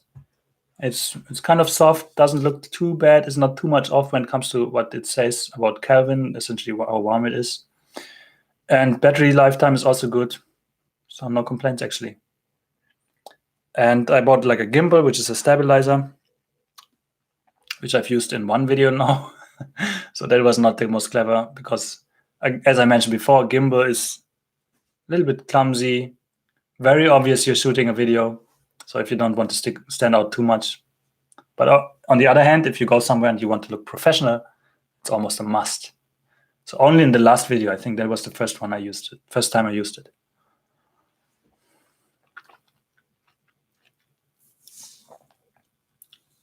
I think the camera stuff is interesting. I can see how having focus tracking and features can help you direct a video better by yourself. Yeah, I think so too. I mean, as you've seen, when I go over there, I'm out of focus, just like the background. So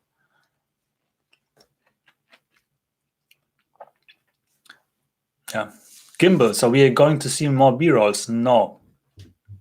The thing is, if people come for a story and then there's a B-roll just for the sake of B-roll, then they skip that. So essentially, audience retention goes down. And then if it drives the story forward, even then they may skip. Usually they do. So B-roll is not as, yeah. I mean, of course I like doing that and the swoosh, swoosh and so on, but it's not really. I would like to do more cinematic things, as in really cinematic and not like nice transitions or something and so on. That's not YouTube cinematics, what you might find here for cinematic, but actual cinematic as in good storytelling, consistent color grading, audio and so on, you know? But actually a movie would be like that. That's what I would prefer. So I don't necessarily need B-roll. Stay hydrated, yes.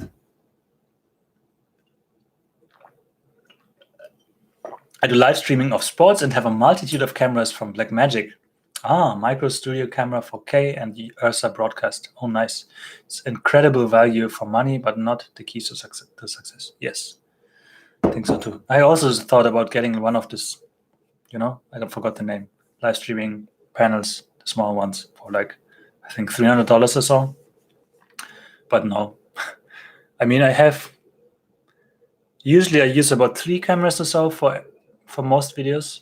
So I have this one, which I like the most because the image quality gives me the most room in post-production to change it without the image falling apart. Then I have, where is it? It's not here. A smaller Sony camera, which is point and shoot, so small. For when I'm, for example, in a restaurant and I don't want to stand out a lot.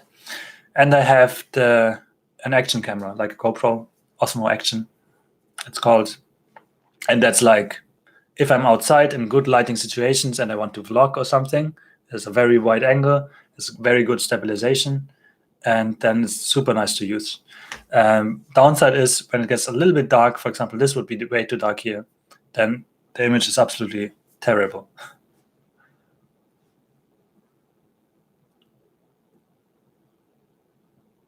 Just don't do like what Canadians do and tell people they are American when they cause problems in other countries.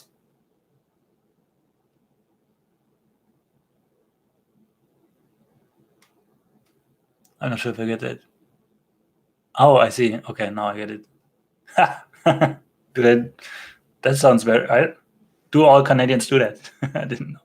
How do you use your tools to tell your story? Is the key. German optimization at maximum level. Yes. Just do the B-roll at the end of the video. Yeah, maybe. So essentially, if there's sometimes I did that. There's the end screen often, showing like the subscribe button, which can be up to 20 seconds of time in the video. There must be at least one video, and then you can have a subscribe button there. Yeah, but also, I mean, so usually when it comes to retention, to audience retention, what it looks like is in the beginning of the video, it goes down very steep. Then it stays kind of stable, maybe goes up a little bit because people clicked forward. It goes up a little bit, and then in the end, it goes down steep again. Because you say, that's it, and people are like, okay, that's it. Leave. Don't hear like subscribe and all that stuff, what I might say. So ideally, I want to keep the tension until I say, that's it, and it's over. That's what I currently would like to strive for. Yeah. So even then, no B-roll in the end. When you get in there with your bulky gimbal and shove people or whatever, yeah, exactly. Like in a cramped Japanese bar with only 13 seats, and you take out your Blackmagic camera on a gimbal and with a big lens. Yeah, that's how you make friends.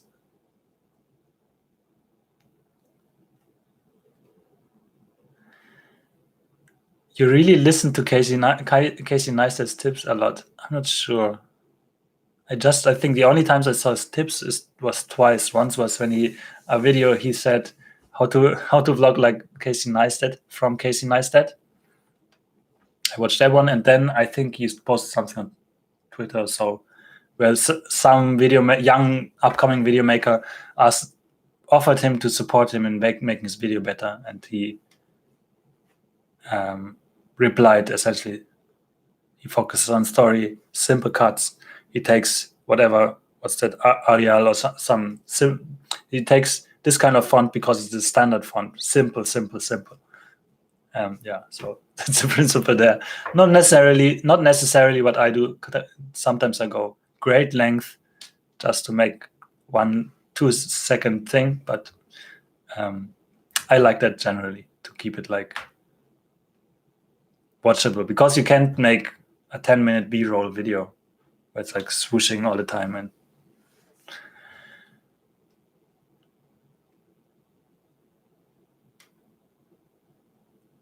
Osmo is from DJI. Yes, that's correct. Or just before the end.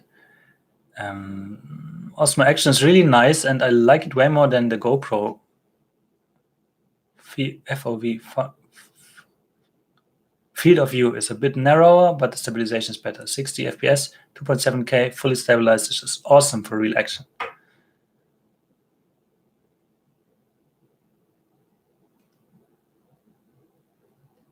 I see. Okay. Americans claim to be Canadians when they travel because Americans are not as welcome as Canadians. But can't you tell usually? Because Canadians say a boat and Americans don't. And also, yeah, I guess maybe not. You tell people to subscribe in the middle of the video and click that bell. Yes. Actually, in the next video, I will do that. So next video I shot already. Will be called A Day in My Life in Japan. There's one scene where I go into the shower, and while I'm showering, another me is coming, essentially telling the people to subscribe.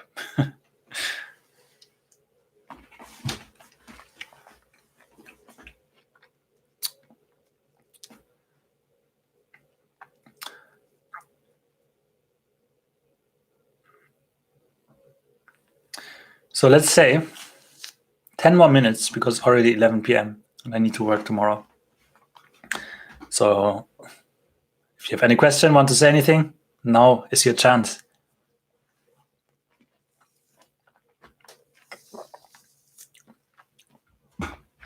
I wanted to try on the weekend to do it earlier at like 5 p.m. or so. So now it's 9. Today I started around 9:15. So 4 hours or so earlier, to see if I could reach a different audience and so on, maybe get even more people to join. But it didn't work out. If you want to do it like movies, do you do storyboarding? Yes, if I can. So for example, the Kofun video, I storyboarded as much as I could. Like the beginning sequence, every shot was storyboarded. And then with the last video, when we went to Togashi, that was not. Because originally, until the day prior, we had planned to go to the Snow Monkeys. And then there was Corona there, so we had to find something else. And essentially, just in the evening, just before he arrived, we said, okay, we go there. So we didn't have time. We had to kind of wing it, unfortunately. But this meant then, if I don't storyboard, it means I have to do more in the edit. So if I don't think about it before, then I have to like adjust a lot so that it makes sense. And sometimes I don't storyboard, but I make a shot list or something to see if the story works well, and then I might, because it's not storyboarded, then I might find something's missing while I do it. But generally, I do storyboarding if it's not a vlog or something. No chance for a stream in the morning on Saturday or so to get an impression on how. You saw that the light went off again. This means always it's time to finish. To get an impression on how the user number goes in the US Friday evening. Yeah, good point. Or maybe Monday morning, maybe if they, I don't know. Yeah, that would be something.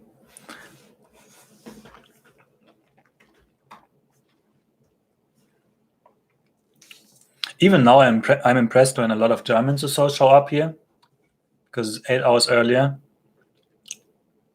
which means it's 3 in the afternoon, right? So shouldn't they work? This is why you need unplanned, unedited videos. Yeah, I do that, and I call it live stream. Yeah, I did a couple of videos that were not really unedited, but had only a very little cuts. I think one video, like why I'm in Japan or something.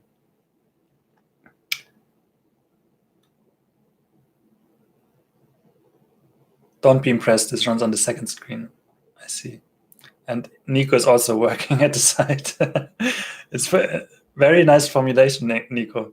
So not watching the stream at the site, but working at the site. Home office in my private laptop next to my work PC. I see. Yeah, take it. Don't get caught. But probably, yeah, home office, right? People are working from home now, so watching a video while working is possible. Maybe even common. I don't know. It's 8 a.m. now in Central Time Zone, US. It's maybe too early for a lot of people.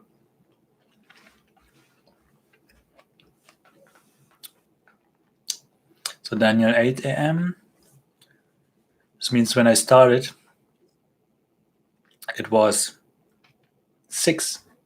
And you still joined relatively early, right? Thank you so much.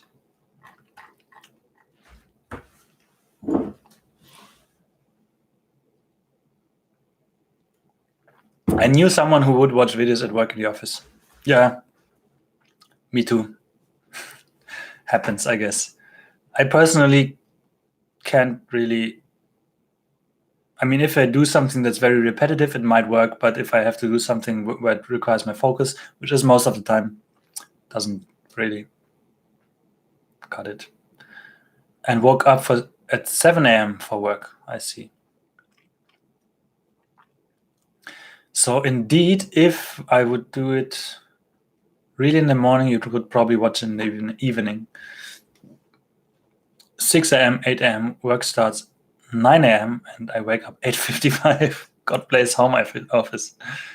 Yeah, I used to start at the office at 7 a.m., which meant getting up at 5. So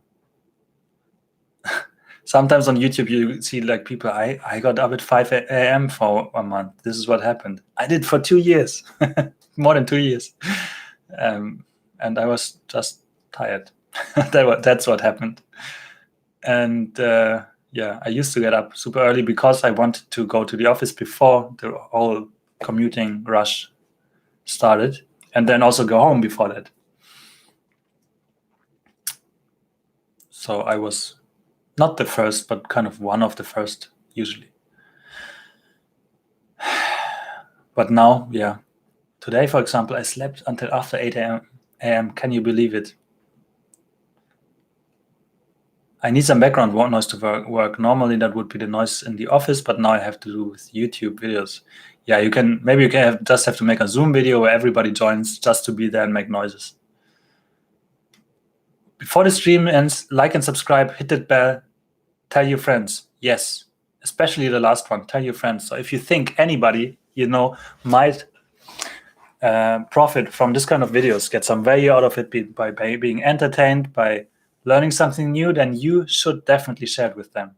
Because only in this way, this channel can help more people.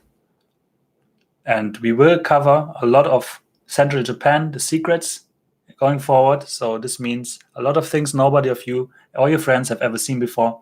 And even if they're not come to Japan, or you are not come to Japan, you will get something out of this channel. So if you haven't already, you should subscribe now and tell your friends. That's it. And of course, like and subscribe. Yeah, I thought like or dislike, and comment. So be it something positive, negative, or question or anything, as long as you interact. Hope you're not tired anymore and that living back in Nagano is keeping you in a better shape. I think so. Today, I told my wife, for the next 12 weeks, I will work out 4 times a week. She's like, hearing the work out. She's like, are you telling me you will take 2 days a week off? So 2 days off, 2 days weekend, right? So 4 days off or out of work out. That's what happened. Like, no, wait, no, not that's not what it means.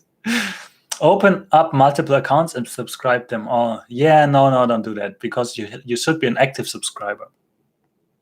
So better to have one, subscribe, and then interact and be genuinely interested in what I do. And if you're not, then unsubscribe.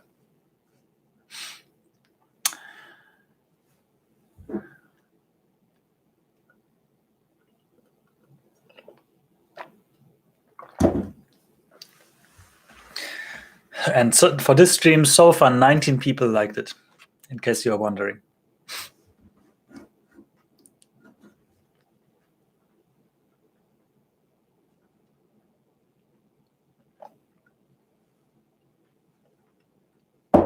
And so far, the most successful stream during the stream was the one I called being in a negative place.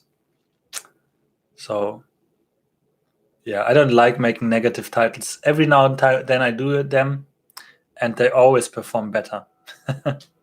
Like I did one, leaving Japan, ? So the click-through rate was really good. I mean, it doesn't have a lot of views. I think like 1,500 or so. Let me check. But it was, in the initial start was good.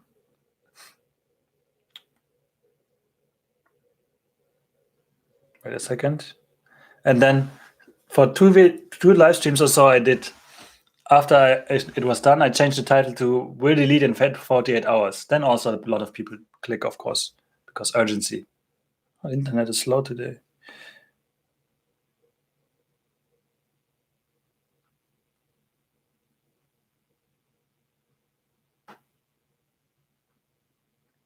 Where was that one?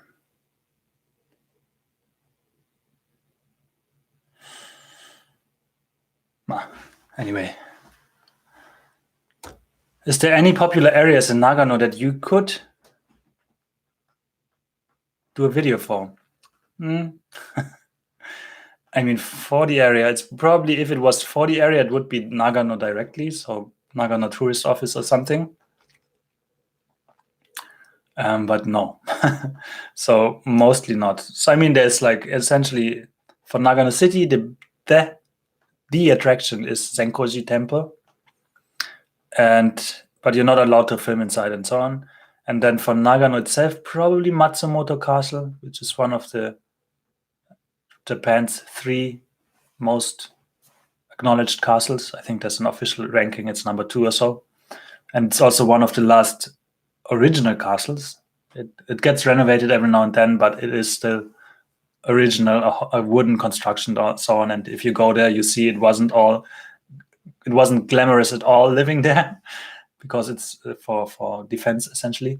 And now if you go to many other castles like Osaka Castle and so on, they're just concrete buildings looking like a castle from the outside, but they have an elevator and so on. So that would be it, probably, I think, in Nagano, the biggest attraction, probably that castle. But they also I don't know. I mean, I made a video on Patreon about that castle. So if you want to see that, and it might be featured to some extent in another one, but I'm not sure. You can include ASMR too. I get shoved those videos in my face now all the time. I did one ASMR and didn't perform well, so I stopped it. Did another one for Patreon. So I drove my bike through Yokohama when I still lived there, and then I drove it through Nagano also once when I was here last summer. Matsumoto Castle is awesome. The tour is worth it. Yes, it has like a gun museum also in it. So you have like a lot of matchlock guns, because samurai actually used guns and small cannons and stuff like that. So that's interesting to see. And like also the equipment of a samurai during wartime, essentially. I've heard that while Nagano is fine, but it doesn't have a lot of points of interest. Yeah, so Osaka Castle wasn't too impressed. Yes, I was in Old-Cycle Castle only once, and you have to walk like uphill, and it was in July, super hot and humid. And then there was a sign pointing, like there was conjunction going up the hill, like go here, and then there was a sign pointing here down again, like there's a water park over there. Like, oh God, I want to go there so much more than to the castle. But still, we went to the castle.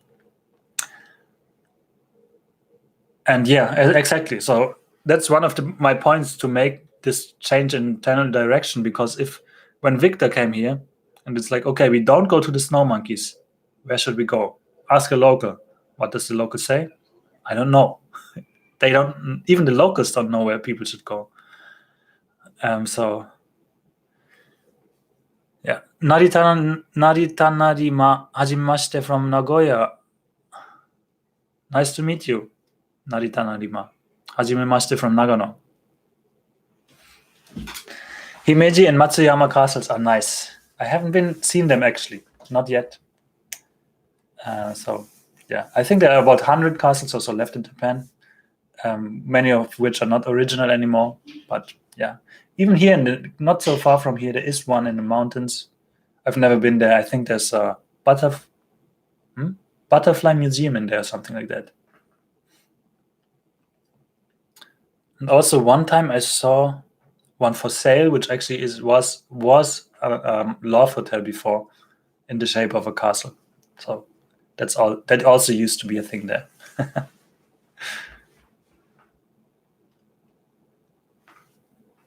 So in Germany, like the most well-known German castle is, of course, Neuschwanstein. So when the Japanese part of my family visited, we had to go there, and it's super. I mean, it looks super nice from the outside, but from the inside, it's also like, it was built in the late 1800s, and wasn't all that great. There's a lot of gold and stuff and so on, but standard of living is high today. Himeji is definitely nice. Been there twice. Oh, once it was flooded with Chinese. Second time it was last March. Surprisingly empty and really, really great. Yeah, I have an idea why it was empty last March. Hi, says Dreamy Senpai. Dreamy Senpai, good to have you here. You're close to the end of the stream again, but you are welcome anytime, of course. There is a fast food chain in the US called White Castle. So would that be Shiro in Japanese? Maybe Shiroijo.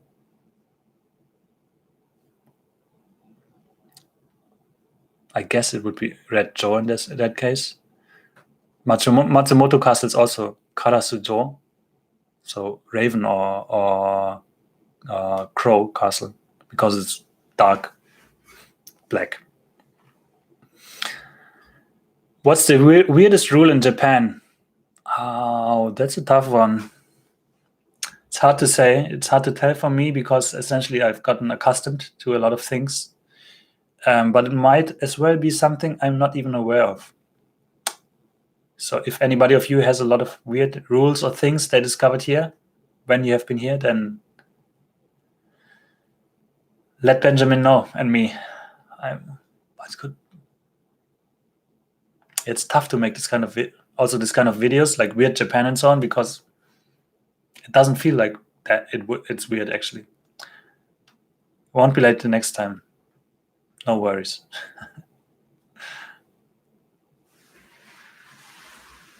Yeah, it's almost 2 hours already, Dreamy Senpai. So if you want, you can just slide back the time thing and go to the start once it's over. And with that being said, I think as we are closing in, this is the longest live stream I've ever done. It's slowly time to call it a day or night. So any last questions, any last messages, let me know.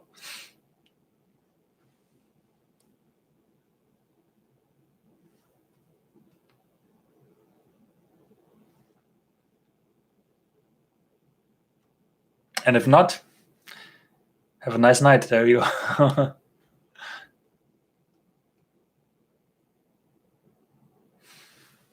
Yeah. Oh, yeah. Yesterday.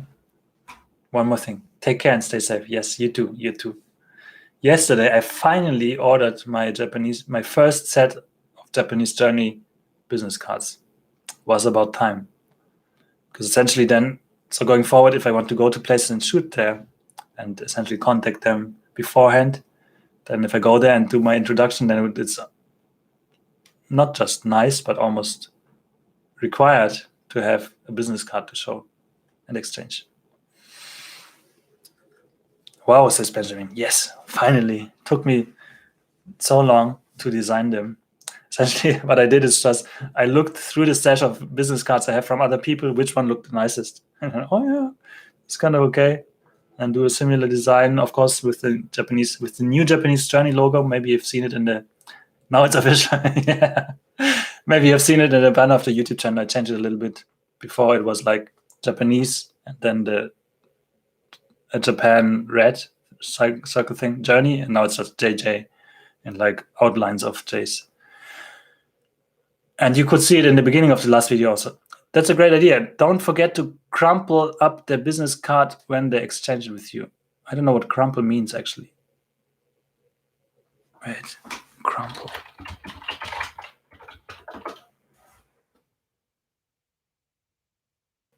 Yes, exactly. Okay, it means what I thought it means. Yes, that's, I think, one very important thing. So essentially, if you get a business card in Japan, you should not look at it. And then essentially you should treat it with as much disrespect as you can. So if you have fire, you burn it, but you can just like crumple it or just rip it apart. That would be very appropriate. And maybe then throw it on the floor and stamp on it. That would make things better.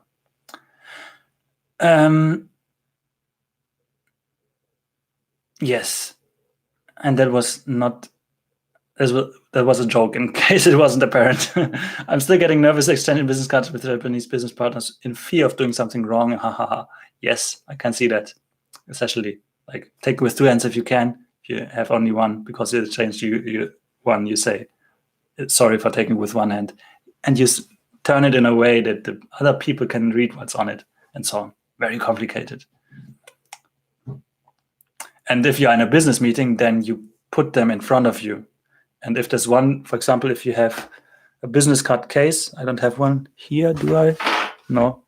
Let's say this is not a wallet, but it is a business card place. And there's one, for example, there's the manager and two team leaders, or CEO and two managers or so. Then you put the highest one on top of that business case thing. It's so complicated.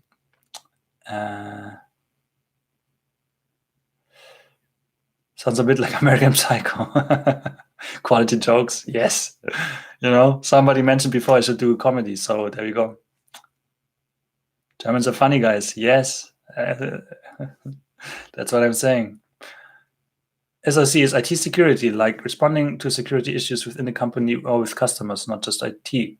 Oh yeah, that was the question, sorry. Does the company have SOC? Yes, of course. I mean, responding to security issues and making sure they don't happen in the first place. That's, of course, a big topic. And now, with that being said, I think it's time. It's now 2 hours, 3 minutes, and 20 seconds. So, ladies and gentlemen, thank you so much for your time tonight. I hope you will have a great remaining Monday and a great week. And then, yes, we will see and hear each other again. And maybe even this week, if I can manage, we will have another video out on the channel. So then, take care and thank you for watching, and see you next time.